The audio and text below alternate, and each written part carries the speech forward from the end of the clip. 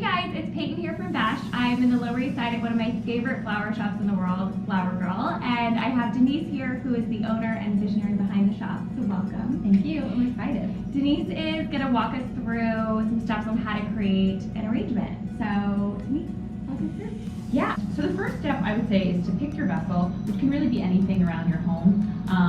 So in this case, I have this cool wooden box with a liner, which is what we're going to work with today. But I just pulled these other few things to show you. It's just easier when you're working with a vessel that is not going like out or being glued up top. Yeah. It just makes the arranging process so much easier. The other thing that I would be mindful is just starting with a really beautiful palette.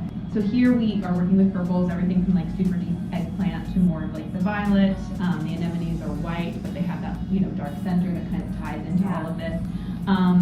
And I would be mindful of having like different size blooms. So, big heavy hitter bloom of the season to smaller spray roses to like, your kind of highlight blooms, just a full gamut, as well as interesting greenery. I think sometimes people are afraid of greenery, but it's the right greenery that complements. So your first step is going to be to green the arrangement. So I'm going to start with this eucalyptus. And what I like to call this step is not only greening your arrangement, but creating with grid, because you're basically creating the foundation of where all your other blooms are going to live.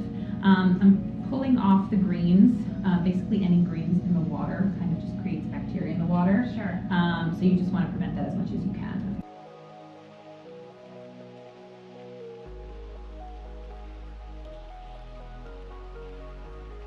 I went ahead and used our beautiful magnolia.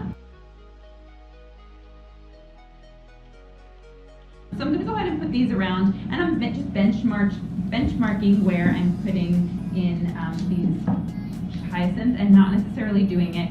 I think like what I tell people is don't be too even with the way you're arranging, because I think that it like looks way more organic if it's just kind of like wild. And then I'm just going to go ahead and keep layering in different blooms. In this case, I'll go with these tulips, which are like stunners as well.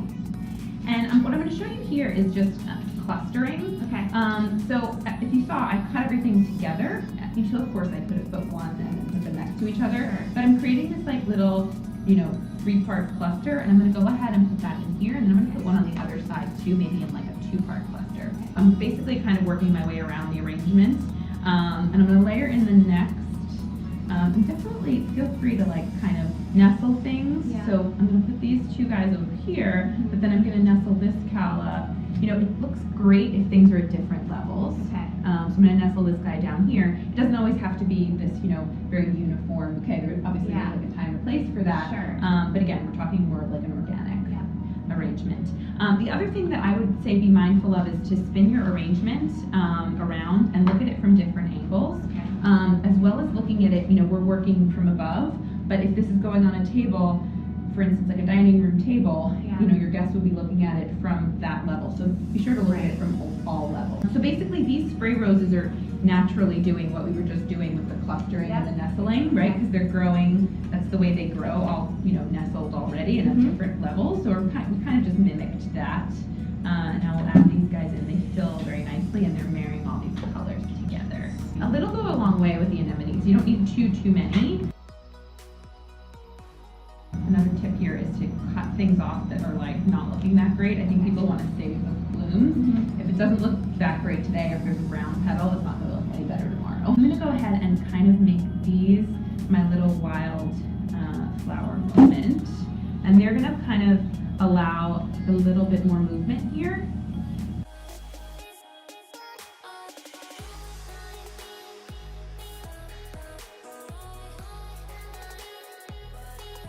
This is so gorgeous. Thank you so much for putting it together.